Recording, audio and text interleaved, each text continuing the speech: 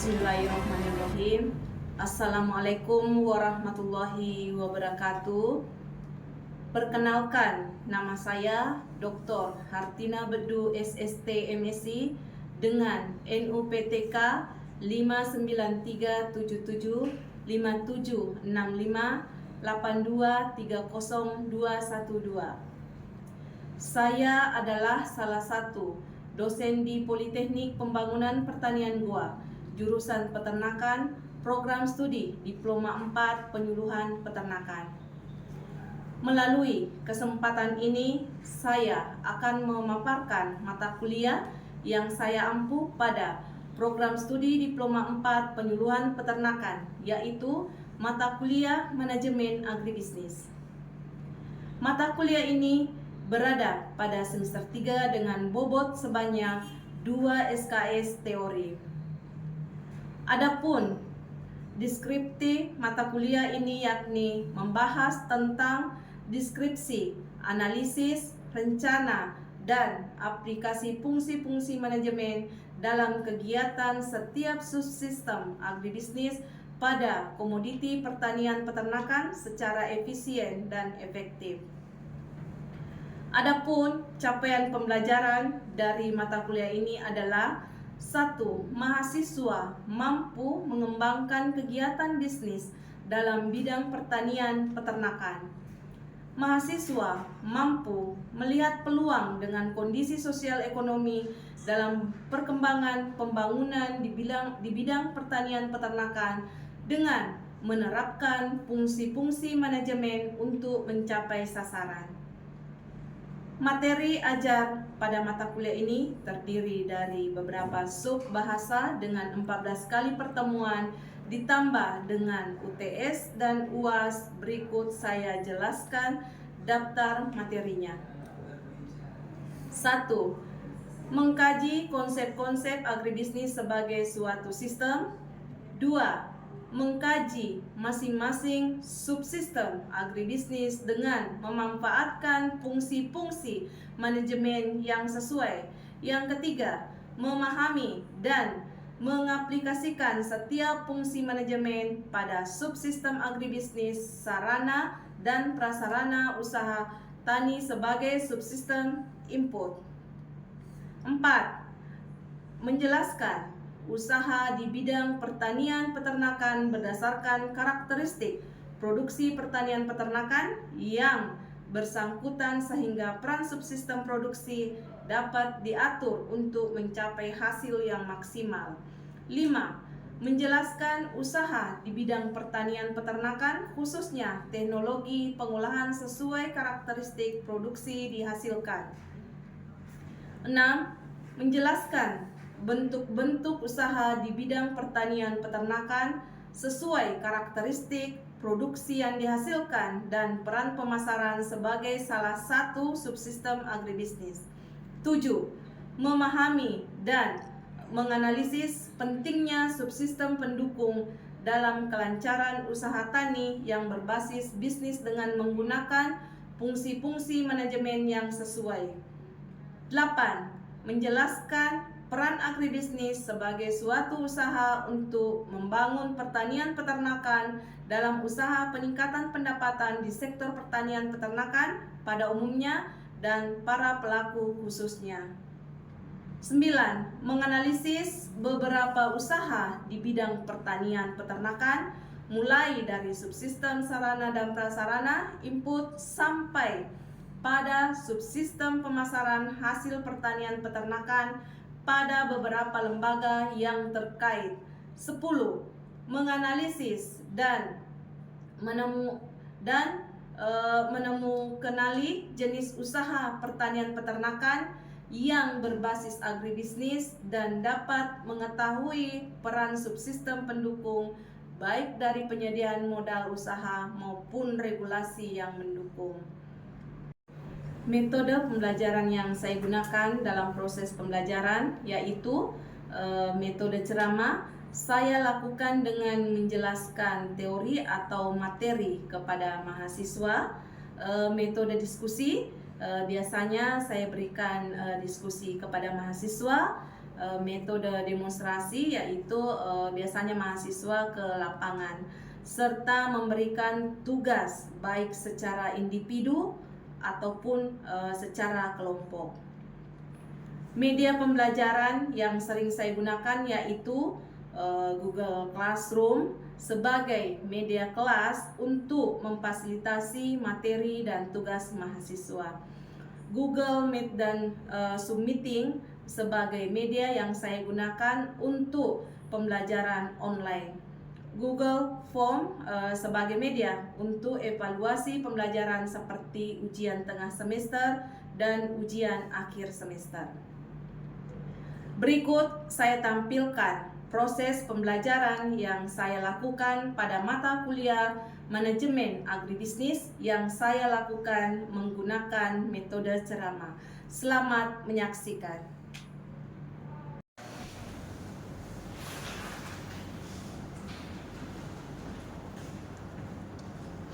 Duduk siap, gerak.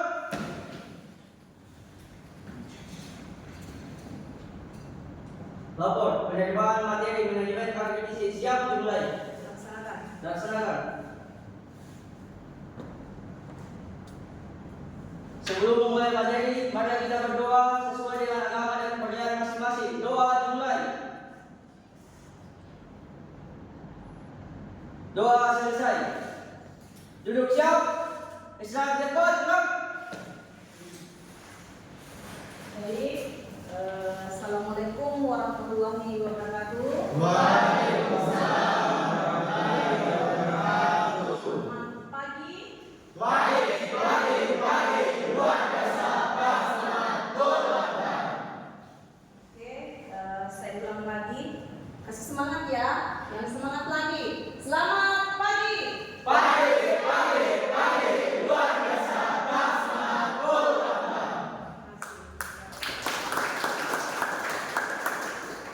Alhamdulillah, bagaimana pagi hari ini? Sehat semua? Sehat.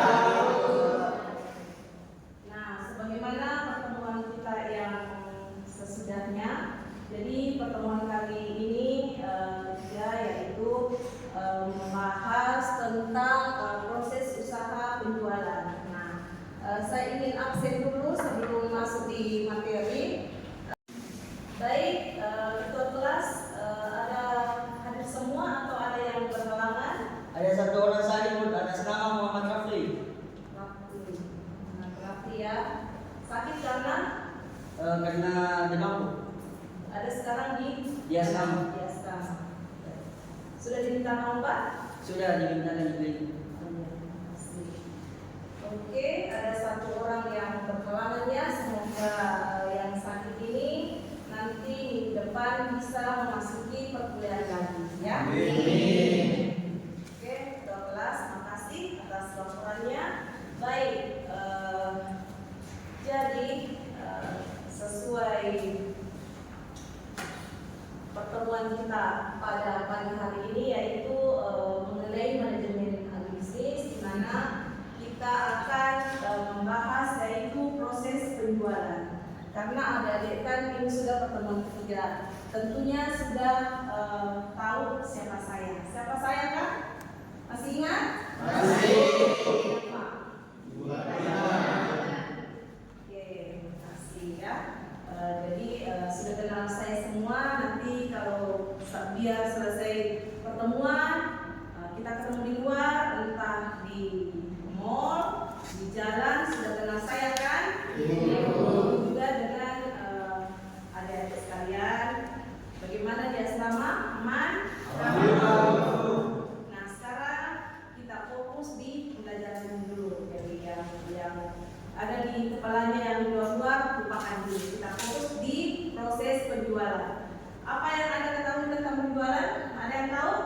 Bisa katakan? Oke, apa? Penjualan yaitu proses menjual barang atau membeli barang pada konsumen ataupun pada suatu penjual yang berada di pasar atau melalui kita. Terima kasih ya. Oke, jadi Apa itu proses penjualan? Proses penjualan itu adalah proses penjualan atau proses rangkaian langkah yang ditentukan bagi tenaga penjualan. Ya, jadi untuk langkah penjualan, pemindahan pelanggan melalui saluran penjualan menghasilkan penjualan. Nah, identifikasi usaha itu ada 3, seperti usaha mikro. Kalau mikro seperti apa? Ya, berskala kecil. Kalau menengah?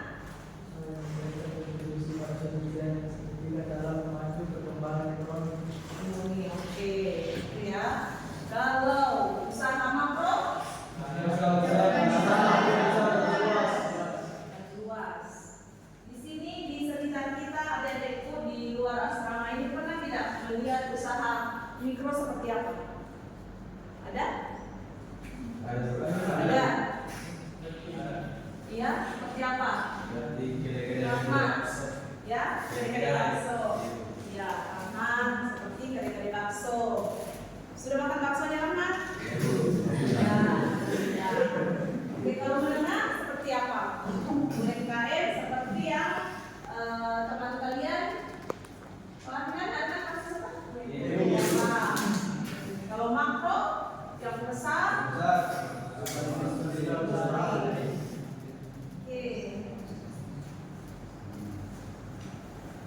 Oke, nah bagaimana hubungan produsen dengan konsumen? Apakah saling keterkaitan antara produsen dan konsumen dengan konsumen?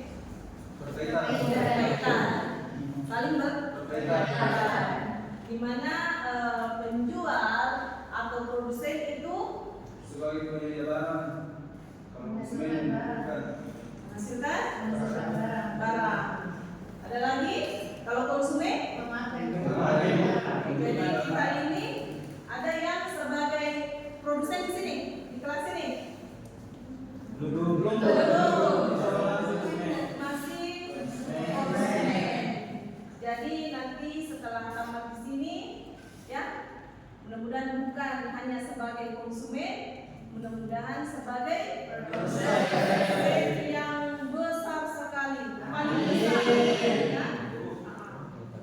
Karena kita kan dituntut untuk berwirausaha kan? Ya. Ada yang sudah melakukan usaha di sini? Ada? BWP apa? BWP? Oh, ternak sapi. Itu sebesar itu ternak sapi. Apalagi kalau sapinya nanti jadi 100 ekor, 1000 ekor, ya kan? Ekor. Jadi bercita-citalah bermimpi yang lebih besar. Ya, karena kita ada di Polbaktan ini harus mempunyai cita-cita yang lebih besar. Jangan tidur di asrama, jangan kebanyakan tidur, ya. Kalau sudah makan, tidur. Bukan seperti itu. Oke, apa ini? Ya. Apa artinya yang di atas? Jadi membayar kepuasan konsumen. Artinya the customer is king. Apa itu? Pembeli adalah raja. Jadi nanti kalau adik-adikku sekalian buka usaha, tanamkan di otaknya itu, kepalanya adalah pembeli itu adalah raja. Kapan kita tidak melakukan pembeli itu sebagai raja? Coba nih, keseharian kita pernah kan semua belanja di mana? Di pasar? Pernah. Di mall? Pernah. Bagaimana kalau penjualnya? Kita bertanya berapa harganya ini? Baru lain dia kerja. Bagaimana perasaannya? Nafsu lari kan? Jadi itu perlu ditanamkan.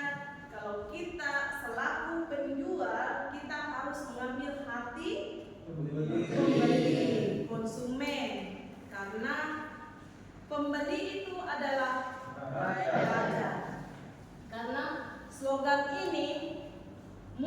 adik-adik di sini belum lahir sudah ada slogan ini. Mungkin sampai di akhir zaman kita tetap pakai ini. Pembeli itu adalah raja. Kapan kita cuekin pembeli, sudah selamat tinggal.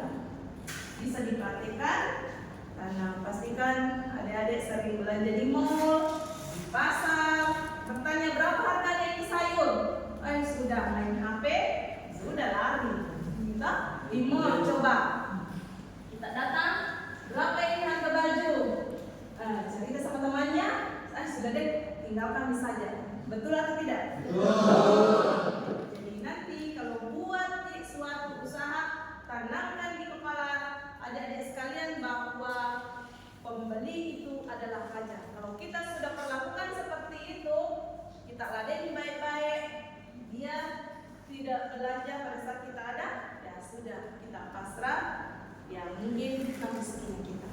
Kembali lagi berdoa dan ada lagi pembeli lagi. Ya, begitu ya, adik-adikku sekalian. Jadi tanamkan kalau kita buka suatu usaha, tanamkan ini. Pembeli itu adalah raja. Ya, walaupun di luar sana kita adalah raja, tapi pada saat ini kita buka usaha, ya kita ladeni pembeli itu sebaik-baiknya. Ya, adik-adikku sekalian, sudah ingat kan?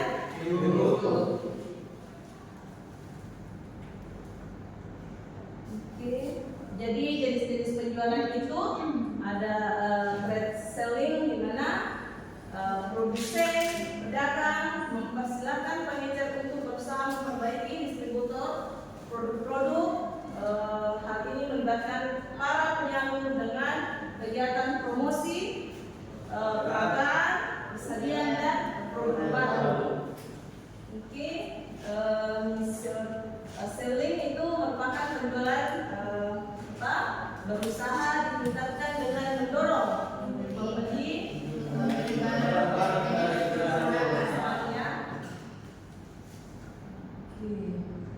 kalau ini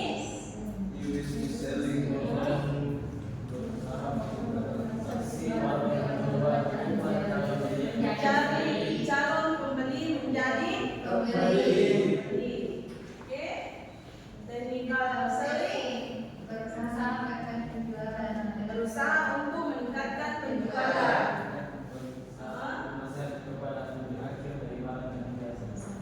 Oke. Responsive selling apa itu?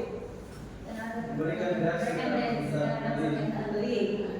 Jadi yang tadi itu pembeli adalah raja. Jadi tanamkan ya dek, dimanapun nanti kita buka usaha, jadikan itu pembeli adalah Raja.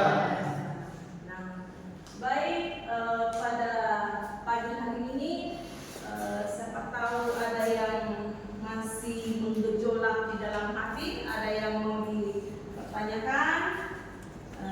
Baik, silakan. Siapa namanya?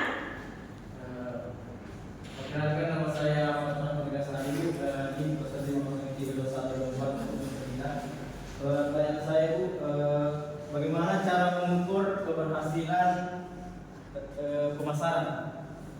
Bagaimana cara mengukur keberhasilan pemasaran? Bagus sekali pertanyaan. Pertanyaannya Pak Tur, ada yang bisa jawab? Ada? Sebelum saya jawab, ada yang bisa jawab apa intinya? Ya? Apa? Apa? Tahu? Ada yang tahu apa? Rahmat? Apa kira-kira? Kurang tahu. Oke.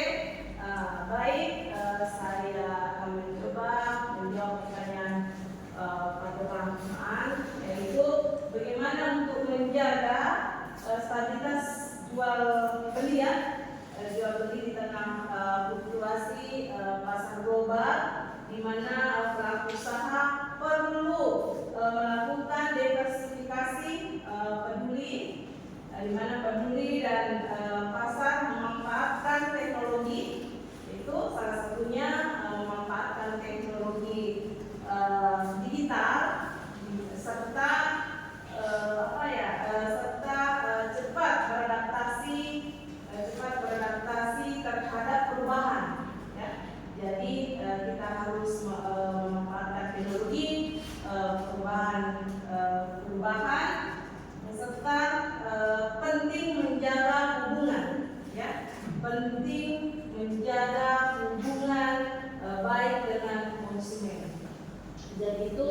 Bapak dan Ibu sekalian, namanya konsumen kita harus jaga betul-betul, kita harus ladeni betul-betul bagaimana kita memperlakukan konsumen kita supaya tertarik apa yang kita jual bisa dia beli, ya begitu. Ya Rahmat, bagaimana? Fatur, bagaimana Fatur? Ya sudah tahu. Sudah, Fatur. Baik, masih ada? Ya. Seperti sebelumnya perkenalkan, nama saya Muhammad Ali Adrian, ini 0503212441. Berdasarkan apa yang dibahas tadi tentang penjualan, seperti yang diketahui sekarang itu banyak faktor yang mempengaruhi nilai harga. Salah satunya itu konflik. Nah, otomatis dengan terjadinya konflik, harga pasar akan meningkat atau tidak stabil. Nah, bagaimana ini? Pertanyaan saya, bagaimana cara untuk mengatasi penjualan agar tetap stabil? Mungkin seperti itu. Terima kasih. Oke, terima kasih Alwi ya. Sehat Alwi? Alhamdulillah. Sudah makan? Alhamdulillah. Sudah sarapan pagi ya? Semua sudah sarapan kan? Alhamdulillah. Oke, ada yang bisa jawab pertanyaan Alwi? Apa kira-kira? Apa? Ya? Ayo, apa? Rahmat, kira-kira apa? Terjadi apa? Coba. Apa kira-kira? Kira-kira ya. Baik, saya akan menjawab pertanyaan dari Mama Alwi Adrian mengenai bagaimana cara mengatasi permasalahan jual beli. Ya. Yang pertama yaitu mengikuti arus jual beli yang terjadi sekarang. Ya. Lagi? Menjaga kesetaraan antara penjual dan pembeli. Seperti yang dikatakan tadi, pembeli adalah raja. Ya. Yang ketiga,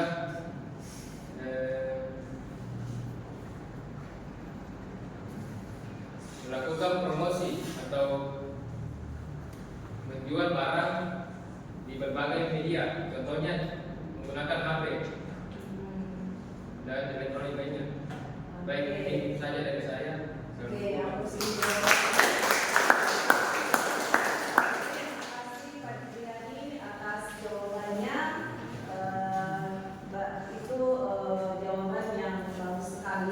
Jadi cara mengukur keberhasilan pemasaran itu bisa dilihat dari segi jual, ya, yaitu dari segi jumlah penjualan seperti coba kita jual hasil penjualannya kita, apakah di situ ada 20 atau 30 yang laku, ya, di situ bisa kita lihat jumlah penjualan. Ya, konsumen berapa orang masuk di penjualannya kita, tokonya kita berapa orang, ya, berapa orang yang masuk, karena kalau tidak ada orang kan kita tidak bisa mengukur keberhasilan, kan? Tidak bisa kita mengukur keberhasilan. Jadi jumlah penjualan berapa laku, konsumen berapa yang masuk di toko kita, apakah ada atau tidak ada. Jadi kalau tidak ada yang masuk, perlu kita pikir, jangan kita tinggal diam, ya, Alwi, jangan tinggal diam. Oh, kenapa ini bisa kasih pelaris, toh kasih anggur kah? Apalagi selain anggur apa pelaris ini supaya penjualan orang masuk kita di toko kita? Diskon. Apalagi kasih diskon banyak-banyak. Jangan lebih besar diskonnya daripada modalnya, bangkrut itu. Bagaimana? Nanti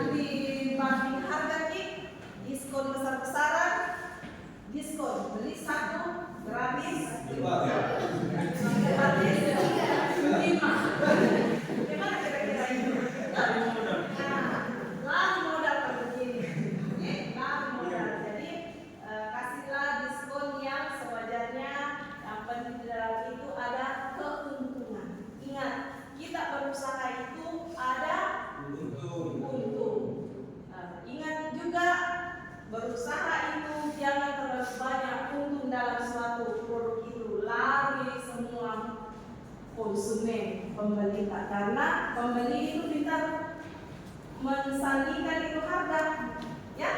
Coba adik-adik sekalian beli di luar kampus, di Banur, pasti tak? Oh iya, beli di sana, beli di sana lagi, pastikan seterusnya dibandingkan. Jadi pintar-pintarlah untuk mencari keuntungan. Untung jangan beli banyak sekali. Tapi penjualan itu kita kan menjual mau cari untung. Jangan buntung. Jangan buntung. Cari keuntungan. Jadi adik-adik sekalian pulang dari sini cari peluang. Kasih putar itu otaknya apa yang harus saya bisniskan. Ya. Jangan di sini kan datang belajar supaya jadi pengusaha sukses, ya. Jadi semua jadi pulang dari asrama kira-kira apa yang harus saya kembangkan, ya. Begitu mungkin adik-adikku sekalian. Ada lagi? Oh iya, Rosmina. Di sini Bu, perkenalkan sebelumnya nama saya Rosmina Al-Nawal. Bertanya terkait materi yang disampaikan Ibu. Apa langkah-langkah yang perlu kami lakukan agar usaha kami berhasil atau penjualan kami berhasil? Bagus sekali pertanyaan. Kira-kira apa itu? Apa jawabannya? Kira-kira? Hah? Betul aman. Apa sih Pak De? Kira-kira apa itu? Konsisten. Konsisten. Betul. Marketing. Pasarnya ya. Marketing. Oke, marketing itu mungkin bisa mengenal target pasar. Tak? Kita harus mengenal target pasar. Ya, targetnya seperti apa? Bisa menggunakan seperti ini. Apa ini? Dalam handphone ini apa? Jadi sekarang bukan cuma game ini, banyak keuntungan di sini. Ya, kalau kita pintar menggunakan ini barang, banyak untungnya di sini. Media sosial, ya, media sosial. Jangan cuma ini dipakai untuk main game, ya. Habis kuliah dari sini ke asrama buka lagi untuk main game. Ketiga apa kira-kira? Promosi dan apa? Diskon. Toh, yang kita bahas tadi diskon. Boleh diskon kan di mana itu di mall selalu kita lihat pajangan diskon 50%. Tidak ada kapan itu seumur umur tak ke mall tidak ada beli 1 gratis 5. Tidak ada ya. Nanti Alwi buat beli 1 gratis 5 bangkrut dia. 1 minggu berdiri tokonya sudah ludes.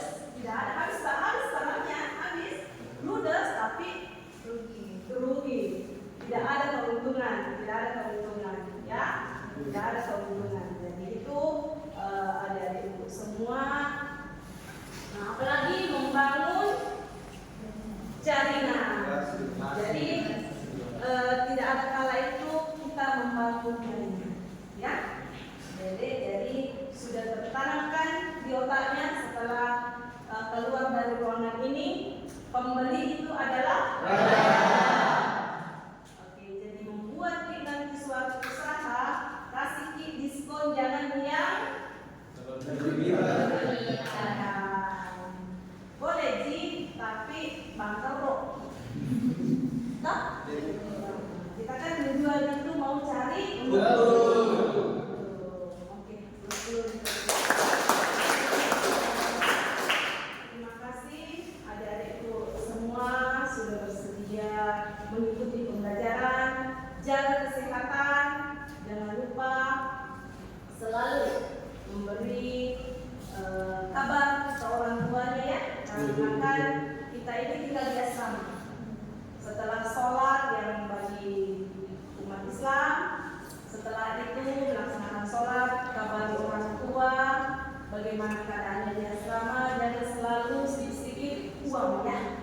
Jangan sedikit nanti berdebar jantungnya orang tua. mengeluarkan kalau sedikit uang. Jadi selalu kabari orang tua keadaannya, karena kan tinggal di asrama. Jadi ibu jaga kesehatan, jangan lupa apa yang dinikmati di asrama, fasilitas ya selalu dijaga.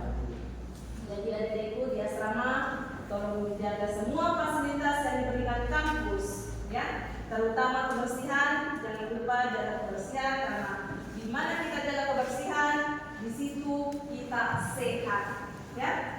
Karena kalau kita sehat, adik-adik, alhamdulillah semuanya lancar, ya. Nah, jadi jangan lupa syukuri adik-adik semua.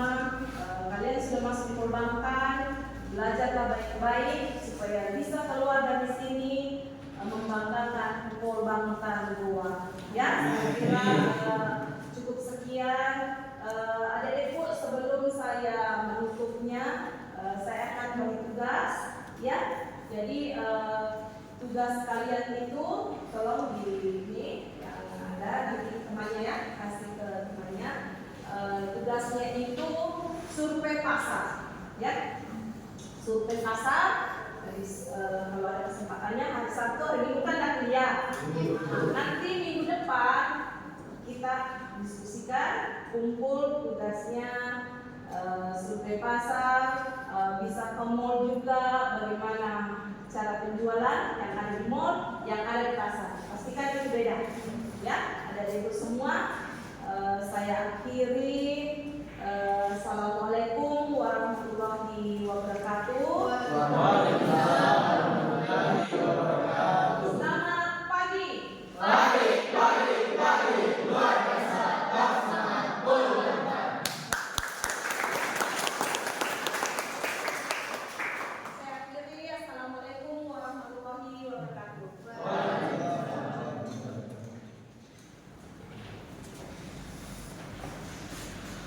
Duduk siap, gerak. Penerimaan materi manajemen akademis telah dilaksanakan, laporan selesai. Kembali ke tempat bubarkan. Siap, bubarkan.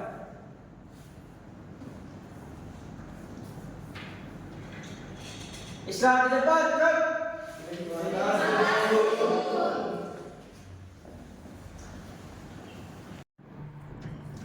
Itulah tadi cuplikan proses pembelajaran yang saya lakukan menggunakan metode ceramah.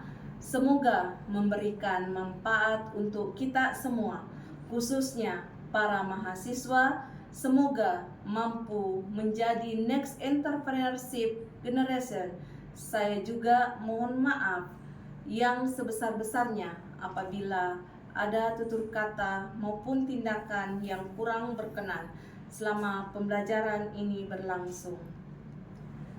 Pesan saya, mari kita terbuka dengan hal-hal yang baru, kita amati, tiru, dan modifikasi sehingga dapat menghasilkan sebuah novelty, memberikan dampak positif untuk bangsa Indonesia serta mampu bersaing di tataran global.